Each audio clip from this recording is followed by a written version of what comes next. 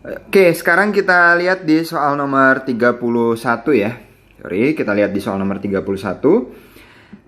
If positive integers x and y, jadi ada dua buah bilangan positif, x dan y are not both odd. Artinya tidak kedua-duanya ganjil. Odd di sini ini artinya adalah ganjil. Odd di sini artinya adalah ganjil. Artinya adalah X dan Y tidak kedua-duanya ganjil. Artinya ada salah satu yang ganjil, ada salah satu yang genap. Dia mau ngomong begitu. Which of the following must be even? Which of the following must be even? Even itu artinya adalah genap.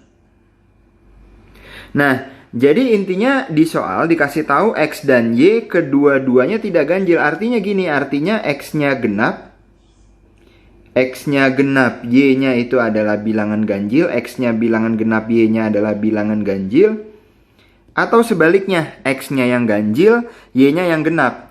Nah, yang diminta di pilihan jawaban adalah yang mana yang di pilihan jawaban ini yang pasti genap. Yang mana yang pasti genap. Nah, sebenarnya simpelnya kita ngeliat gini aja. Kalau si X ini adalah suatu bilangan genap, X ini adalah suatu bilangan genap, ini pasti si X ini bisa dinyatakan dalam bentuk, 2 dikalikan dengan sesuatu bilangan gitu. Gampangnya gitu aja, 2 dikalikan dengan sesuatu bilangan. Atau ya pokoknya gini ya, 2 dikalikan dengan suatu bilangan. Artinya apa? Kalau kita kalikan bilangan X dikalikan dengan Y, di situ di yang pilihan pertama, X dikalikan dengan Y, artinya berarti di sini bisa dinyatakan dalam bentuk suatu bilangan 2 dikalikan dengan sesuatu bilangan yang kita nggak tahu siapa, dikalikan lagi dengan entah siapa si Y-nya. Y-nya bilangan ganjil. Tapi intinya adalah 2 dikalikan si bilangan ini sendiri, ini bisa dianggap sebagai bilangan yang lain gitu. Anggaplah 10 gitu. 10 kan berarti 2 kali 5. Nah, 5 dikali berapapun, 5 dikali bilangan apapun selama dia bilangan bulat, 5 dikalikan dengan bilangan bulat apapun kan pasti jadinya bilangan bulat lagi. Bilangan bulat dikalikan dengan 2 yang posisinya ada di depannya itu pasti jadinya genap. Maka artinya sebenarnya kita bisa memastikan bahwa jawabannya adalah yang A. Yang A inilah yang bisa dipastikan genap gitu, yang pasti bisa dipastikan genap. Nah, sekarang coba kita lihat contoh yang lain. Kenapa contoh yang lain bisa benar bisa salah? Tadi kita udah sepakati X-nya genap, Y-nya ganjil. Berarti bisa yang pilihan ini bisa begini, 2 ditambahkan dengan 3. Ternyata kita bisa lihat bahwa 2 ditambah 3 sama dengan 5 ternyata ganjil. Yang ditanya yang pasti genap. Maka pilihan B udah salah karena ternyata 2 tambah 3 udah, kita ngambil satu contoh aja udah ketahuan kalau itu adalah bilangan ganjil gitu ya. Kita coba lihat contoh yang lain. X dikurang Y. Katakanlah X-nya 4 dikurang dengan Y. Y-nya adalah kita anggap 3 gitu. X-nya genap dikurang dengan bilangan ganjil, maka jadinya 1. Ternyata 1 ini adalah bilangan ganjil gitu ya. Nah, lalu berikutnya adalah X plus Y min 1. X ditambahkan dengan Y min 1. Di mana X-nya adalah genap, Y-nya adalah ganjil. Kita bisa coba bikin misalkan bentuknya adalah seperti ini. Misalkan are not both odd. Nah, are not both odd, oke, berarti kita bisa anggap seperti ini. Sebentar ya. Misal saya ambil X-nya 6, Y-nya berarti adalah, kan dibilangnya are not both odd, berarti bisa jadi dua-duanya genap juga gitu. Bisa jadi dua-duanya genap juga. Nggak ada keterangan bahwa dua-duanya nggak bisa genap. Yang penting are not both odd, berarti bisa salah satu genap, bisa salah satu ganjil. Nah, anggap aja yang keduanya ini genap juga. 6 tambah 4 dikurang dengan satunya ini, dikurang sama 1. Ternyata jadinya adalah bilangan ganjil. Maka berarti si D juga gagal gitu ya. Jadi si B gagal, C gagal, D gagal. Jadi tadi kenapa seperti itu? Karena dibilang are not both odd. Artinya adalah tidak kedua-duanya ganjil. Berarti bisa salah satu ganjil, bisa juga nggak ada yang ganjil, bisa juga nggak ganjil sama sekali gitu, nggak ada yang ganjil gitu, dua-duanya genap.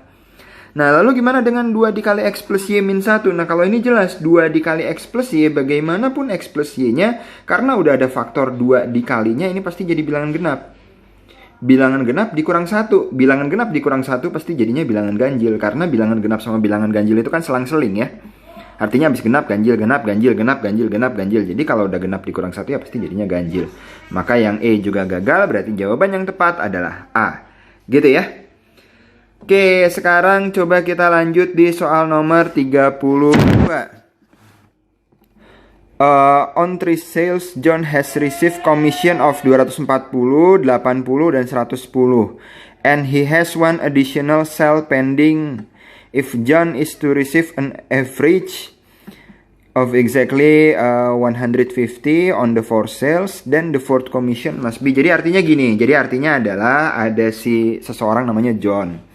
Intinya dia dalam 3 kali jualan, entah dia jualan apa, dia dapat komisi di yang pertama 240. Terus di yang kedua dia dapat komisinya 80. Di yang ketiga dia dapat komisinya 110.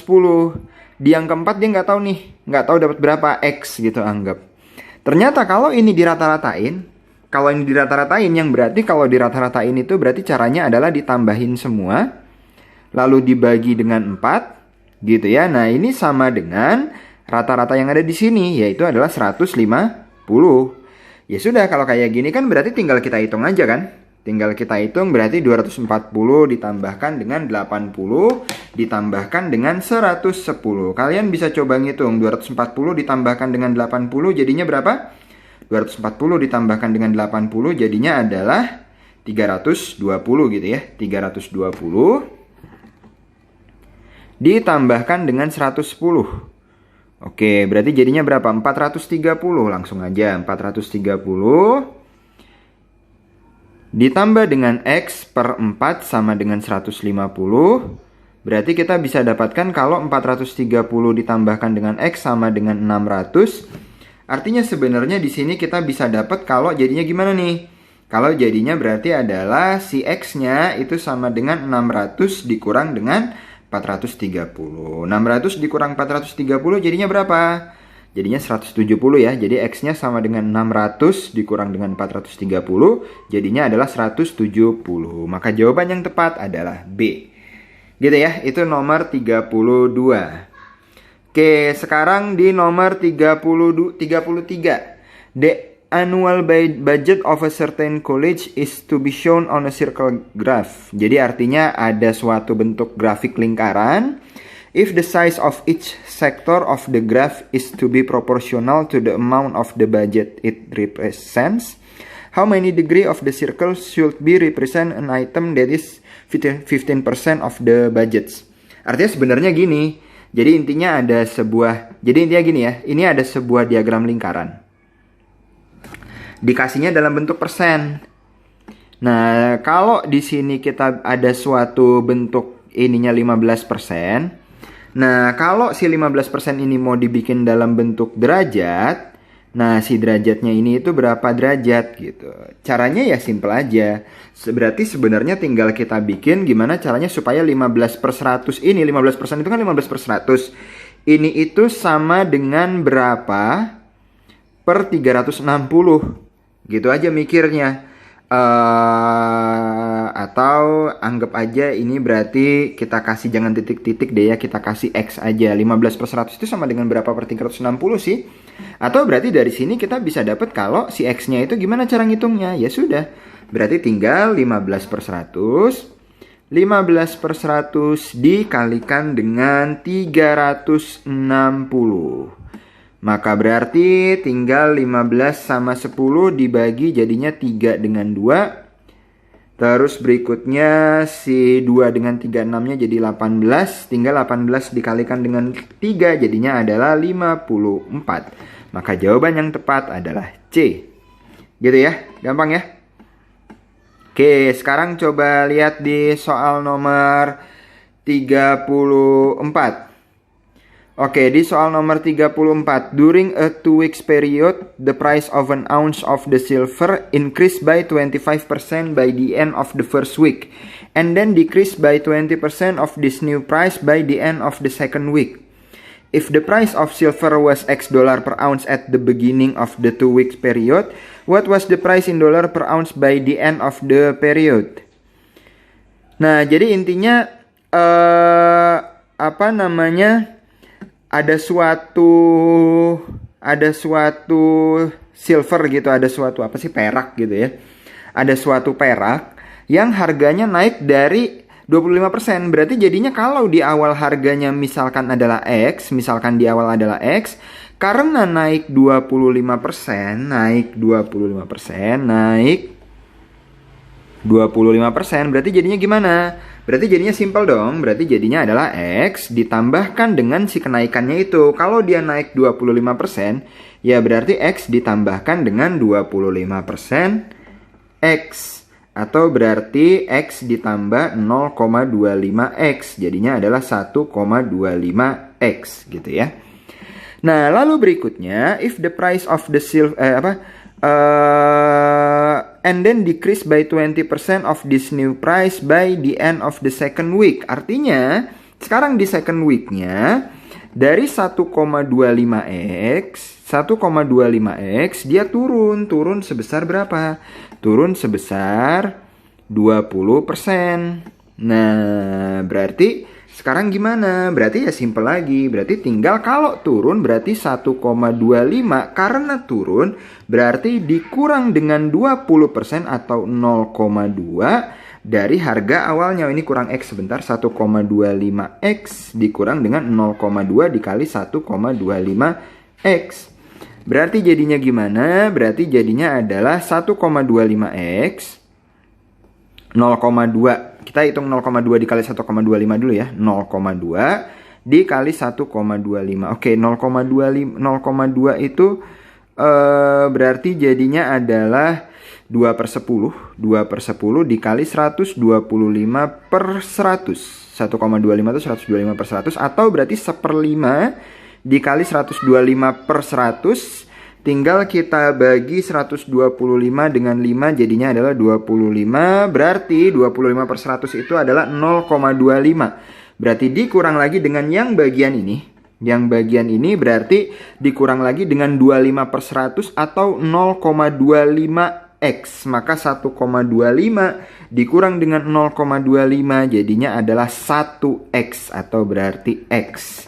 Maka jawaban yang tepat adalah C. Hati-hati kalau yang nambahin 1 ditambah, pokoknya langsung nambahin 25 dikurang 20 berarti 5%, berarti 1,05%, berarti jawabannya D gitu. Nah, berarti kalian sudah terjebak dengan jawaban yang memang sudah sengaja diciptakan bahwa itu memang sebagai jebakan gitu ya. Nah, hati-hati dengan jebakan kayak gitu. Tapi intinya adalah di sini perlu diperhatikan bahwa yang pertama, dia kan turun 20%, dia kan pertama naik 25%, tapi naik 25% dari harga X, makanya dia jadi 1,25X.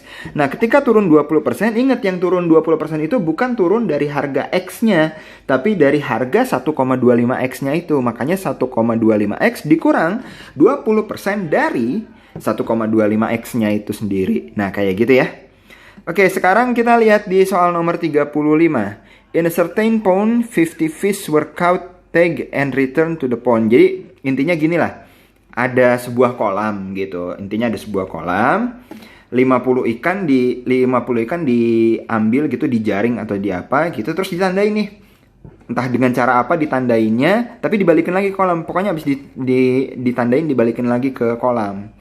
Beberapa hari kemudian 50 ikan ditangkap lagi. Jadi ada 50 ikan lagi yang ditangkap, tapi ternyata dari 50 ikan yang ditangkap itu 2 udah ketandain. Jadi salah 2 atau 2 dari 50 ikan yang ditangkap di hari yang ke few days later ini itu udah ditandain di hari pertama gitu. Gitu ya. If the percent of tag fish in the second catch approximate the percent of tag fish in the pond, what is the approximate number of fish in pond? Jadi artinya bagian ikan yang sudah keburu ditandai pada penangkapan yang kedua itu menandakan persentase ikan dari keseluruhan. Artinya sebenarnya ikan keseluruhan di kolam itu ada berapa. Jadi gini caranya, kita lihat gini. Jadi kita lihat gini, misal jumlah ikan di kolam itu misalkan N. Jumlah ikan di kolam itu misalkan N. Jumlah ikan, tulisan saya jelek sekali. Jumlah ikan di kolam tersebut misalkan adalah N besar. Misalkan adalah N besar. Oke. Nah, berikutnya sekarang berarti gini. Persentase jumlah ikan yang berhasil ditangkap pada hari itu. Persentase jumlah ikan yang ditangkap pada hari itu berarti adalah 50% kan, persentase jumlah ikan yang berhasil ditangkap pada hari itu. Pada hari, atau ini warnanya saya samain aja deh biar konsisten, biar teman-teman nanti paham maksudnya. Sebentar. Oke, jadi persentase jumlah ikan yang ditangkap pada hari itu adalah 50%. Terus ditandain tuh. Nah, sekarang baru kita ke bagian kedua.